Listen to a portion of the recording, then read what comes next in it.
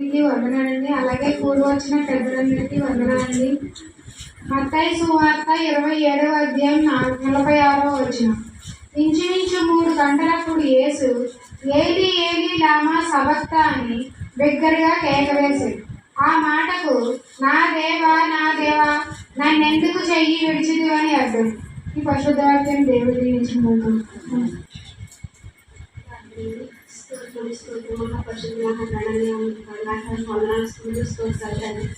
గతించిన ప్రభు మంచి శుక్రవారం నుండి శుక్రవారం వరకు ప్రభు నా సమయాన్ని మా కుటుంబాన్ని ఎంతగానో చిత్రపడు నీ ఆత్మ చేత ముద్రించుకుని ప్రభు చెప్పబడిన మర్మము కలిగిన శక్తి కలిగిన మాటని బిడ్డకు దయచేయమని కోరుచున్నాం తండ్రి.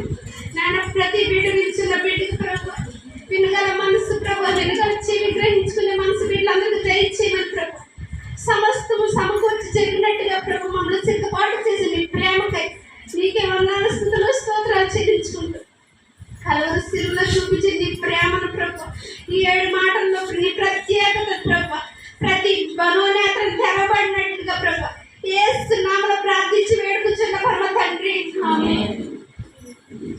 ముందుగా దేవదేవునికి వందనాలండి. దైవ సేవకులకు పాస్టర్ గారికి వందనాలండి. కూడి వచ్చిన సంఘం అందరికీ వందనాలండి.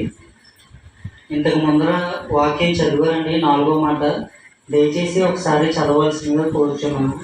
ఇంచుమించు 3 గంటలప్పుడు యేసు ఏలీ ఏలీ లామా సబక్తాని అని బిగ్గరగా కేకవేశాడు.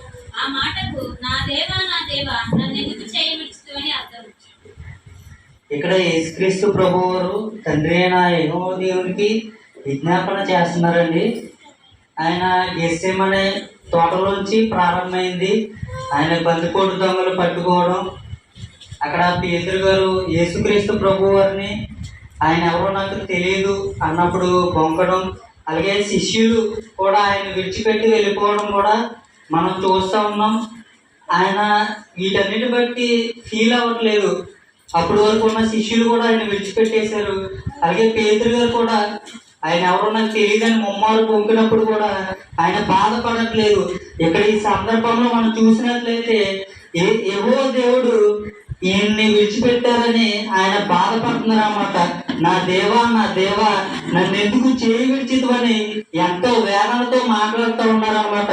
అంతకుముందు యేసుక్రీస్తు ప్రభు వారు ఈ లోకంలో జీవించినప్పుడు ఏ కార్యం చేసినా నాతో యెహోవా దేవుడు నా తండ్రి ఉన్నాడని ఎంతో ధైర్యంగా ఉండేవారు అనమాట.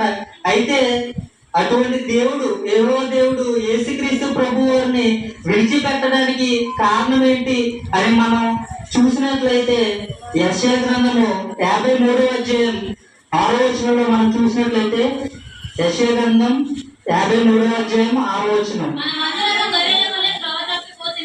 మనలో ప్రతి వాడును తనకిష్టమైన త్రోవకు తొలగెను. యెహోవా మన అందరి దోషమును అతని మీద మోపెను. అతడు దౌర్జన్యము నొందెను, బాధింపబడలను అతడు నోరు తెరవలేదు.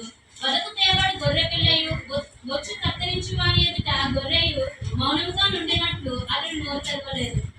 అయితే ఇక్కడ యేసుక్రీస్తు ప్రభు వారు మీద మన పాపములు అనేవి మోపబడినాయని చదవబడిన వాక్యంలో మనం చూసామండి.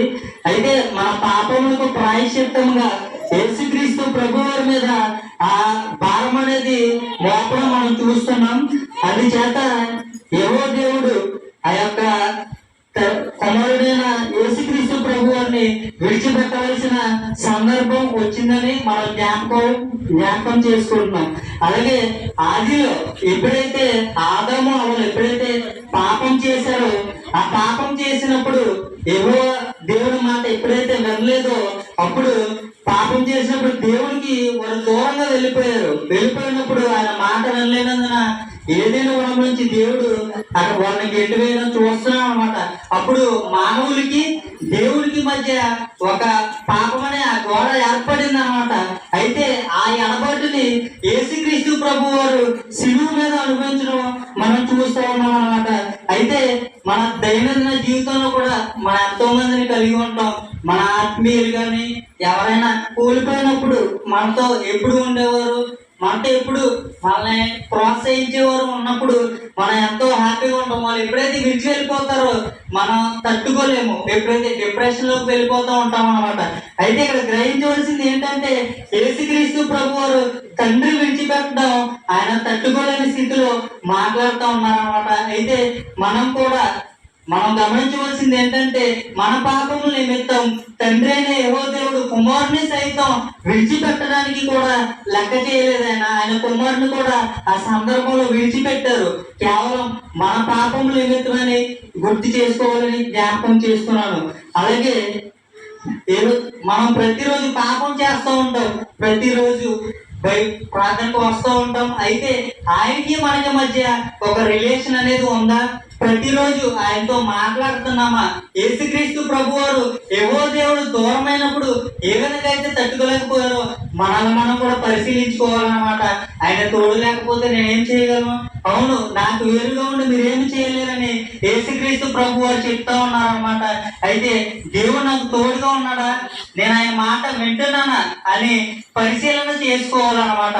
ఆయన తోడు ఉంటే మనం ఏమైనా చేయగలం, ఆయన విరోధంగా ఉంటే మనం ఏం చేయగలం అనే దాన్ని ప్రతి ఒక్కరు గుర్తు చేసుకుని ప్రతిరోజు మన కోసమైన కలువరిశిల్లో ప్రాణం పెట్టారు. ఎప్పుడైతే మన పాపములు ఒప్పుకొని విడిచిపెడతామో అప్పుడు క్షమిస్తారన్నమాట దేవుడు. దేవాలయపు తెర ఆయన ఎప్పుడైతే చనిపోయారో దేవాలయపు తెర చిరిగిపోవడం కూడా చూస్తున్నాం అనమాట. ఎప్పుడైతే అలా జరిగిందో యేసుక్రీస్తు ప్రభు వారికి మనకి మధ్య ఉన్న ఆ పాప పట్టు కూడా కూడడం, దేవుడితో డైరెక్ట్ మాట్లాడే అర్హత యేసుక్రీస్తు ప్రభు వారి నామమున మనకు వచ్చింది. దయతో మన అందరం గ్రహించి ఆయనతో మనకి సహవాసం ఉందా, ఆయన మనకు తోడై ఉన్నాడా అనే దాన్ని పరిశీలన చేసుకోవాలని మీ అందరికీ గుర్తు చేస్తూ నా ఈ మాటలు ముగిస్తున్నాను.